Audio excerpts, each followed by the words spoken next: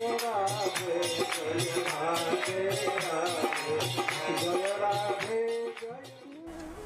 ईश्वर क्या है? निराकार चीज किसी को कंट्रोल नहीं कर सकता है। निराकार चीज कंट्रोल नहीं कर सकता है। ईश्वर का अर्थ ही होता है कंट्रोलर, नियामक, नियंता। नियंता नियमन करता है, चाहे उसके नियमन का जो भी उपाय हो, लेकिन वो नियमन करता है।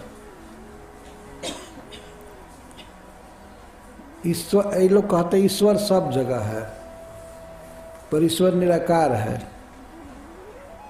उसका कोई नाम नहीं है, कोई रूप नहीं है, न वो बोलता है, न भोजन करता है, न चलता है, न सुनता है।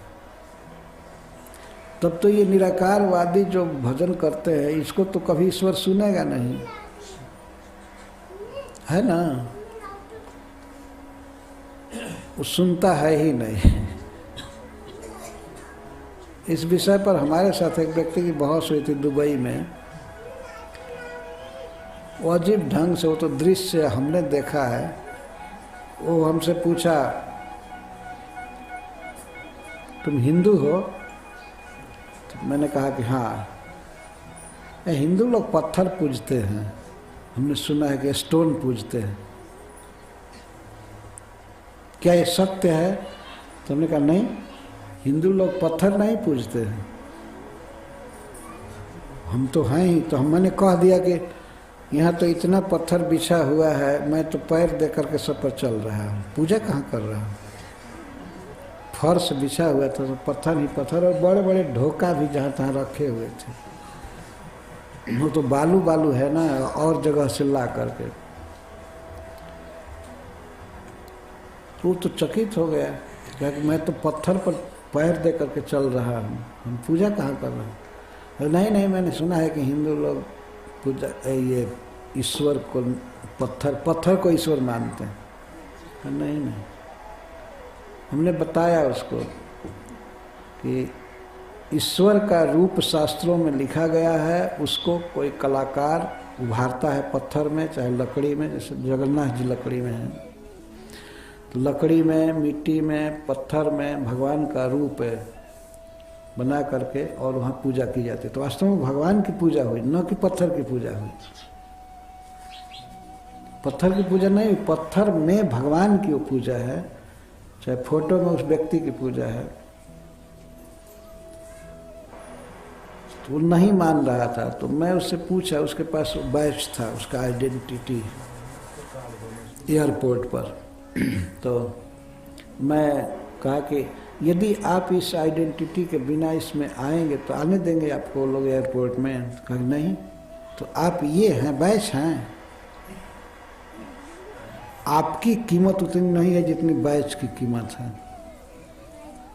इसको पहन कर आते हैं तो लोग आने देंगे, नहीं तो नहीं आने देंगे।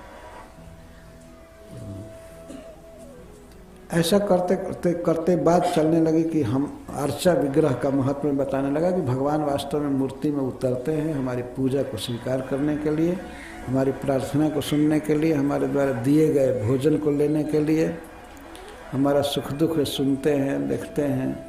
तो उसे अर्चावतार कहते हैं। वो नहीं मान रहा था, नहीं मान रहा था। खासकर सुनने पर मैं जोर दिया। भगवद गीता का भी प्रवचन किए हैं भगवान, ऐसे किए हैं, ऐसे। बीच बीच में अल्लाह शब्द कह रहा था कि अल्लाह प्रवचन किए हैं कुरुक्षेत्र में। तो ये तो ईश्वर बोलता है,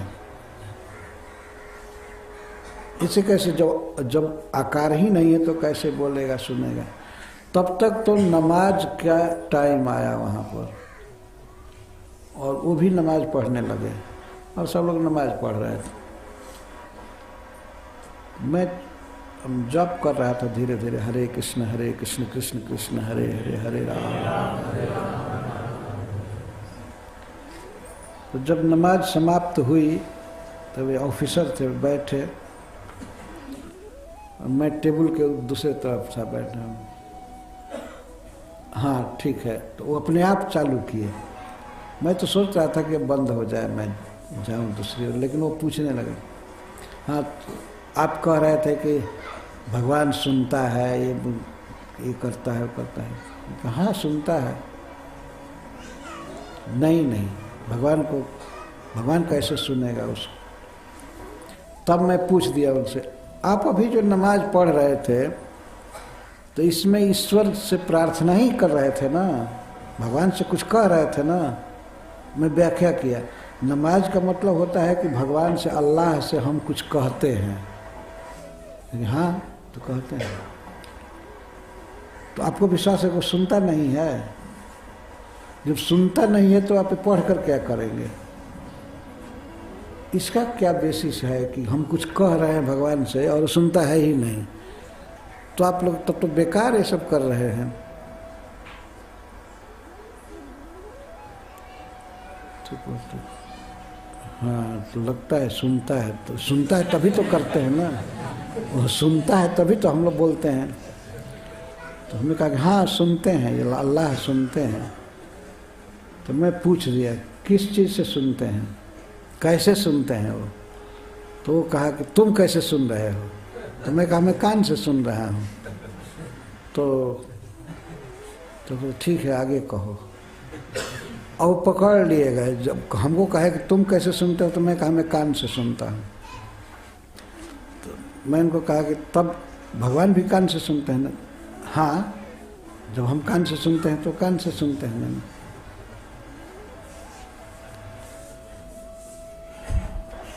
तब मैं कहा अच्छा ये बताइए, भगवान सुनते हैं, आपको विश्वास हो गया ना? हाँ, कान है भगवान को, आपके अनुसार अल्लाह को कान है। हाँ, बिना कान के कैसे सुनेगा? उसको पता नहीं था कि बिना कान के भी ईश्वर सुन सकता है सब जगह। लेकिन वो कहा कि हाँ बिना कान के कैसे सुनेगा? तो मैं कहा कि अच्छा ईश्वर सुनते हैं, इतना सिद्ध हुआ, ईश्वर कभी बोलते भी हैं? तो पहले तो कहते बोलते हुए तो कभी सुने नहीं। लेकिन कोई बात नहीं, आप नहीं सुने, ईश्वर बोलना चाहे तो बोल सकता है कि नहीं? हाँ बोल सकता है। तो फिर कैसे बोलेगा? तो तुम कैसे बोल रहे हो? वो ऐसे पूछता था। तो मैं मुंह से बोल रहा हूँ। तो चुप हुआ। तो मैं कहा कि तब आप मानते हैं ना कि ईश्वर का मुख है ना? हाँ, मुख क्यों नहीं है? आखिर बोलेगा कैसे? अच्छा, तो ईश्वर को मुख है, कान भी है, सिद्ध हुआ, तो उसको पैर चलने के लिए है कि नहीं? काम कोई करता है, विश्व को बनाया है, तो हाथ है कि नहीं? और आंख भी होगा देखने के लिए, सब करने। उस महीने में, दिसंबर का महीने था, और उसको पसीना आने लगा हमारी बात सुनकर। कि वहाँ के लिए जाड़ा नहीं था, यहाँ के लिए जाड़ा का दिन था, लेकिन उस मियाँ साहब को पसीना आने लगा सुनकर के बाद। तो उन्हीं की बातों से, हमने कुछ नई बात नहीं कहा, सारा अंग स्वीकार किया उन्होंने कि ईश्वर का सारा अंग है, सब कुछ है, दिव्य। तो मैं बताया कि दिव्य है, चिन्मय है, मरने वाला नहीं है, तो है ना अंग। और वो अपने मुख से कहा कि अब मैं जाना कि हिंदू लोग ईश्वर की पूजा करते हैं। अंत में बात वो माना, अपना फ़ोन नंबर भी दिया, उसके ऑफिस का फ़ोन नंबर था, लिखा भी था, बाद में भूल गया। तो जब मैं उससे पूछ दिया अंत में कि क्या टाइम है, मुझे फ्लाइट पकड़ने की चिंता थी, जहाज। तो उसके पहले हमसे पूछा था कि तुम इमाम हो? इमाम माने होता है धर्म गुरु, कोई सब। तो इमाम हो? तो मैंने कह दिया हाँ। और जब मैं पूछ दिया कि क्या टाइम है, तो पूछा तुम इमाम होकर के घड़ी नहीं रखे हो, तो नमाज कैसे पढ़ते हो टाइम से? घड़ी नहीं रखे हो, इमाम हो करके भी। तो गिफ्ट शॉप से में गया हमको ले करके, और $50 का खरीद करके, US डॉलर का $50 का एक घड़ी दिया हमको। टाइम से नमाज पढ़ने के लिए प्रार्थना। व्यक्ति प्रभावित हुआ, लेकिन इसके बाद तो मैं गया नहीं। लेकिन यह एक सत्य सिद्धांत है कि वास्तव में ईश्वर है